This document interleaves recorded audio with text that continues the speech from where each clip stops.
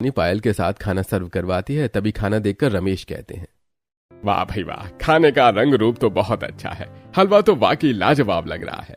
हलवा चखकर कमला कहती है, बहुत बढ़िया बहू, मीठा बिल्कुल सही है। शगुन की शुरुआत तो बहुत अच्छी है, जीती रहो। शुक्रिया माँ जी, अब ये पराठे और सब्जी भी चखिए। पायल सबको गर्मा गर्म परवल के पराठे और ग्रेवी वाली आटे की सब्जी परोसती है। मनीष पहला निवाला खाता है और अचानक कहता है, पायल ये पराठे थोड़े अलग लग रहे हैं, इसके अंदर ये हरा भरा क्या भरा हुआ है? स्वाद कुछ जाना पहचाना पर अजीब लग रहा है। भैया ये मेरे स्पेशल परवल के पराठे मुझे बहुत पसंद है, इसीलिए सोचा आज सबको यही खिलाऊं। क्या परवल? भाभी आपको पता है मुझे परवल से कितनी नफरत है, इसकी स्मेल ही मुझे अच्छी नहीं लगती। और ये सब्जी, ये पनीर है क्या? ये तो चबाने में रबड़ जैसा लग रहा है। पिंकी वो पनीर नहीं है, आटे की सब्जी है, बहुत पौष्टिक होती है, एक बार पूरा खाकर तो देखो। पायल ये कॉम्बिनेशन थोड़ा समझ नहीं आ रहा। आटे की रोटियां तो सुनी थी पर आटे की सब्जी। अरे भाई चलो चलो, कोई बात नहीं है, बहू ने मेहनत की है, खा लो सब, पहली बार है, धीरे धीरे से भी हमारे घर के स्वाद का पता चल जाएगा। रमेश और कमला तो चुपचाप खा लेते हैं, लेकिन मनीष, सुमित और पिंकी बस आधा पेट खाना खाकर ही उठ जाते हैं।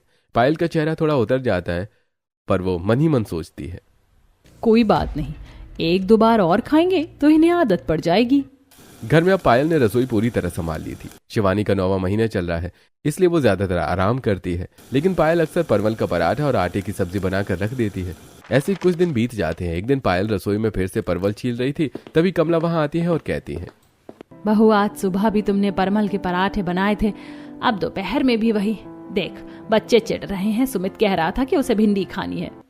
माँ जी भिंडी कल बना दूंगी, आज ये परवल बहुत ताजे थे तो सोचा इसकी भरवा सब्जी बना लूं और आटे की वो गोलियां भी डाल दूंगी, ग्रेवी गाढ़ी हो जाएगी। आप फिक्र मत कीजिए, मैं सब बना लूंगी। बेटा रसोई संभालना सिर्फ खाना बनाना नहीं होता, सबका मन जीतना भी होता है। तू तो बस अपनी ही पसंद चला रही है। माँ जी अच्छी चीजें खाने की आदत डालनी चाहिए, परवल सेहत के लिए कितने अच्छे हैं ये मैं जानती हूँ। अब शाम को मनीष और सुमित ऑफिस से थके हारे घर आते हैं। पिंकी भी कॉलेज से घर आती है। थोड़ी देर बाद सभी लोग खाना खाने बैठते हैं। डाइनिंग टेबल पर फिर वही परवल के पराठे और आटे की सब्जी देखकर सुमित का पारा चढ़ जाता है और वो कहता है, ये क्या मजाक है पायल, सुबह परवल, कल रात परवल, आज फिर परवल। क्या इस घर में और कोई सब्जी नहीं आती? और ये आटे की सब्जी का क्या शौक चढ़ा हुआ है तुम्हें? कुछ और नहीं बना सकती थी क्या? सुमित मैं इतनी गर्मी में खड़ी होकर आपके लिए खाना बनाती हूँ और आप ऐसे चिल्ला रहे हैं। मैंने इसमें कितनी मेहनत की है। भाभी मेहनत सही चीज पर कीजिए ना, जब हमें ये पसंद ही नहीं है तो आप क्यों जबरदस्ती खिला रही हैं? मेरी तो भूख ही मर गई खाने को देखकर। मैं जा रही हूँ अपने कमरे में। पायल देखो, हम तुम्हारी मेहनत की कदर करते हैं, पर इसका मतलब ये नहीं है कि तुम हम पर अपनी पसंद थोपो। शिवानी हमेशा हमसे पूछती थी कि आज क्या खाना है सभी को, तुम तो बस अपनी ही धुन में रहती हो। भैया अगर दीदी पूछती थी तो वो उनकी मर्जी थी, मैं भी तो इस घर की बहू हूँ, क्या मुझे अपनी पसंद का खाना बनाने का हक नहीं है? तभी मनीष बिना कुछ बोले उठकर चला जाता है। सुमित भी खाना छोड़कर उठ जाता है। डाइनिंग टेबल पर सिर्फ पायल, कमला और रमेश रह जाते हैं।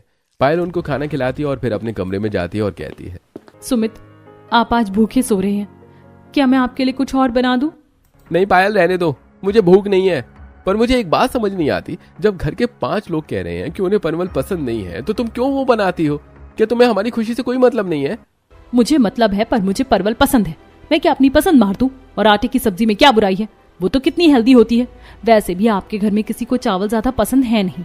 ये तुम्हारा ससुराल है पायल, कोई एक्सपेरिमेंट लैब नहीं है। अगर कल फिर वही बना तो याद रखना मैं घर पर खाना नहीं खाऊंगा। ऐसा कहकर सुमित गुस्से में सो जाता है। अगली सुबह पायल फिर से रसोई में जाती है। सबसे पहले वो परवल को कद्दूकस करके उसका रायता तैयार करती है और फिर आटे को पनीर की शेप में काट कर उसकी सब्जी बनाती है और फिर परवल का पराठा बनाती है। तभी शिवानी वहां आती है और पायल को समझाते हुए कहती है, पायल देख, मैं तुझे ये समझाना चाहती हूँ कि परिवार में मैं नहीं हम होता है। तू इतनी मेहनत करके खाना बनाती है पर कोई उस खाने से खुश नहीं है। अगर तू सबकी पसंद की एक सब्जी और अपनी पसंद की एक सब्जी बना ले तो क्या बुरा है? दीदी 2-2 सब्जियां बनाने में बहुत टाइम वेस्ट होता है। और वैसे भी मैं कुछ गलत तो नहीं कर रही, मैं तो सबका भला ही सोच रही हूँ। भला तब होता है जब लोग प्यार से खाएं, तू तो बस जिद पर अड़ी है। शिवानी पायल को समझाकर चली जाती है। पायल फिर से परवल का पराठा और आटे की सब्जी बनाकर सभी लोगों को खाना परोस देती है। परवल के पराठे और आटे की सब्जी देखकर सभी का दिमाग खराब हो जाता है। जैसे तैसे सभी लोग खाना खाते हैं। ऐसे कुछ दिन और बीत जाते हैं। एक दिन अचानक घर की घंटी बजती है। शिवानी के माता पिता और उसका छोटा भतीजा शिवानी से मिलने आते हैं। कमला मेहमानों को स्वागत करते हुए कहती है, आओ आओ समधन जी, बैठो आप लोग। ऐसा कहकर कमला सभी को बैठाती है। शिवानी भी वहां आ जाती है। सभी लोग बैठकर बातें करते हैं। शिवानी का भतीजा भी उससे मिलकर बहुत खुश होता है।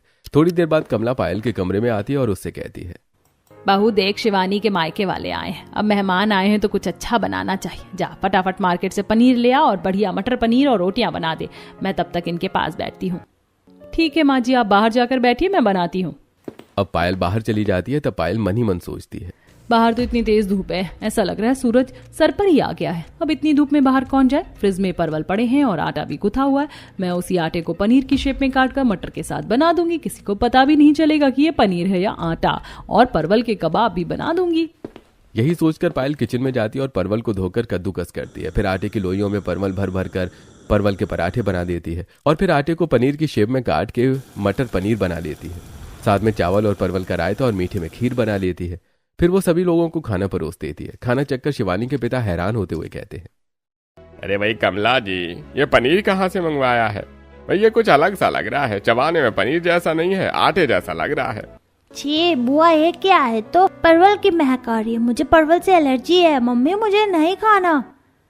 बेटे ऐसा नहीं बोलते, चुपचाप खाओ। बहन जी, पनीर शायद थोड़ा कच्चा रह गया है। माफ कीजिएगा अंकल, ये पनीर नहीं है, यह हमारी छोटी बहू के आटे का पनीर है।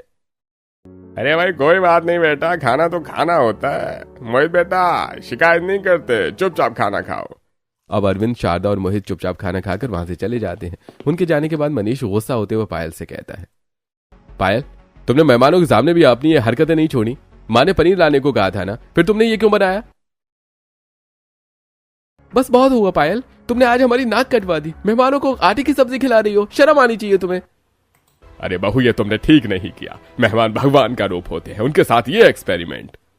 मैं बस टाइम बचाना चाहती थी। टाइम बचाना चाहती थी या अपनी जिद पूरी करना चाहती थी? सभी लोग पायल को सुनाते हैं और अपने अपने कमरे में चले जाते हैं। अगले दिन सुबह पायल सो रही थी तो सभी लोग रमेश के कमरे में इकट्ठा होते हैं और पायल के बारे में बातें करते हैं। तभी सुमित कहता है, हमने पायल को हर तरह से समझाने की कोशिश की, लेकिन वो नहीं मान रही है। अब उसे समझाने का कोई और तरीका निकालना ही होगा। पायल भाभी को जो कहो वो उसका उल्टा ही करती है। अगर उनके साथ ऐसा होता तब उन्हें समझ में आता कि हमें कैसा लगता है। क्या कहा तूने? पिंकी उसके साथ ऐसा होता? हाँ, ये सही रहेगा। हमें उसके साथ भी ऐसा ही करना चाहिए। जो वो कहती है उसका उल्टा करना चाहिए। वो खाना बनाती है तो खाना नहीं खाना चाहिए। शायद इसी तरह पायल को सबक मिल सकता है। तो ठीक है, फिर बहू को लाइन पर लाने के लिए आज से ऐसे ही करना पड़ेगा। बातें करने के बाद सभी लोग अपने अपने काम में लग जाते हैं। थोड़ी देर बाद पायल उठती है और रसोई में जाती है और फिर वो फ्रिज से परवल निकालकर भरवा परवल के पराठे और आटे की सब्जी बना लेती है और फिर खाना लेकर डाइनिंग टेबल पर जाती है तो देखती है कि सभी लोग डाइनिंग टेबल पर बैठकर pizza, burger, momos, noodles, Manchurian खा रहे थे। ये देखकर पायल कहती है, अरे आप लोग ये बाहर का खाना क्यों खा रहे हैं? ये कितना अनहेल्दी होता है, आपकी तबीयत भी खराब हो सकती है। मैंने तो आपके लिए परवल के पराठे और आटे की सब्जी बनाई है। ये इतना हेल्दी खाना है, आप लोग इसे खाइए। कोई जरूरत नहीं है तुम्हें हमारी चिंता करने की। तुम अपनी पसंद का खाना बनाती हो ना, तो बस खुद ही खा लिया करो। तुम्हें हमारी सेहत का ख्याल रखने की कोई जरूरत नहीं है। हम खुद ही बाहर से खाना खा लेंगे। हाँ भाभी, आप अपनी वो पौष्टिक सब्जी खाइए ना, हमें तो ये कचरा ही पसंद है। आप सब मेरे साथ ऐसा कैसे कर सकते हैं? हम वही कर रहे हैं जो तुम हमारे साथ पिछले कई दिनों से कर रही हो। जब तुम्हें हमारी पसंद की परवाह नहीं है तो हमें तुम्हारी परवाह क्यों हो? ऐसा कहकर सभी लोग बाहर का खाना खाकर चले जाते हैं। पायल बहुत उदास हो जाती है। अगले दिन शाम को पायल सुमित के पास आती है और कहती है, सुमित, मेरा आइसक्रीम खाने का बहुत मन कर रहा है। चलो ना हम आज बाहर आइसक्रीम खाकर आते हैं और इसी बहाने हम थोड़ा क्वालिटी टाइम भी स्पेंड कर लेंगे साथ में। देखो पायल, मुझे आइसक्रीम बिल्कुल पसंद नहीं है और अगर मुझे आइसक्रीम पसंद नहीं है तो तुम्हें भी आइसक्रीम खाने की कोई जरूरत नहीं है। रही बात क्वालिटी टाइम स्पेंड करने की, तो तुम्हें उसकी भी जरूरत नहीं है क्योंकि तुम सिर्फ अपने बारे में सोचती हो। सुमित ऐसा कहकर कमरे से बाहर चला जाता है। अगले दिन शाम को पायल हॉल में आती है तो देखती है कि सभी लोग पिज्जा खा रहे हैं। ये देखकर पायल कहती है, अरे आप मेरा फेवरेट पिज्जा खा रहे हैं और आप में से किसी ने मुझसे एक बार पूछा भी नहीं। आप लोगों को तो पता है कि मुझे पिज्जा कितना पसंद है। लाइए, मैं भी खाऊंगी। पायल की बात सुनकर पिंकी मोमोज का पैकेट खोलकर पायल के सामने रख देती है और कहती है, भाभी, आपके लिए पिज्जा नहीं, हम मोमोज लेकर आए हैं। ये लो, मोमोज खा लो। पिंकी, तुम्हें तो अच्छी तरह पता है कि मुझे पिज्जा पसंद है और मोमोज बिल्कुल पसंद नहीं है, तो फिर मैं क्यों मोमोज खाऊं? मुझे पिज्जा ही दो। कोई जरूरत नहीं है भाभी आपको पिज्जा खाने की, आप मोमोज ही खाइए, बिल्कुल वैसे ही जैसे आप हमें नापसंद होने के बाद भी परवल का पराठा और आटे की सब्जी खिलाती हैं। और हम क्यों आपकी पसंद के बारे में आपसे पूछेंगे? आपने कभी हमारी पसंद के बारे में सोचा? पिंकी की बात सुनकर पायल को बहुत बुरा लगता है और वो चुपचाप अपने कमरे में चली जाती है। अब तो ऐसा ही होने लगा था। पायल को जो पसंद नहीं होता घर वाले वही करते हैं और पायल की किसी भी बात को नहीं सुनते हैं। अगले दिन शाम को पायल ने आज फिर वही परवल के पराठे और आटे की लोइयों की सब्जी बनाई है। वो उम्मीद में बैठी है कि शायद आज कोई उसके साथ खाना खाए। तभी मनीष, सुमित और पिंकी बाहर से आते हैं। उनके हाथ में बर्गर और पिज्जा के पैकेट्स है। ये देखकर पायल कहती है, आप लोग आ गए। देखिए मैंने गर्मा गर्म खाना लगा दिया है। आज परवल बहुत अच्छे बने हैं। भाभी आप अपना पौष्टिक खाना अपने पास रखिए, हम अपना इंतजाम करके आए हैं। वैसे भी किसे परवल और आटे के गोले चबाने का शौक है? सुमित, क्या आप भी नहीं खाएंगे? इतनी मेहनत से बनाया है मैंने। मेहनत गलत जगह करोगी पायल तो उसका कड़वा फल ही मिलेगा। हमने तुमसे 100 बार कहा है कि हमें ये पसंद नहीं, पर तुम्हें तो सिर्फ अपनी जिद प्यारी है।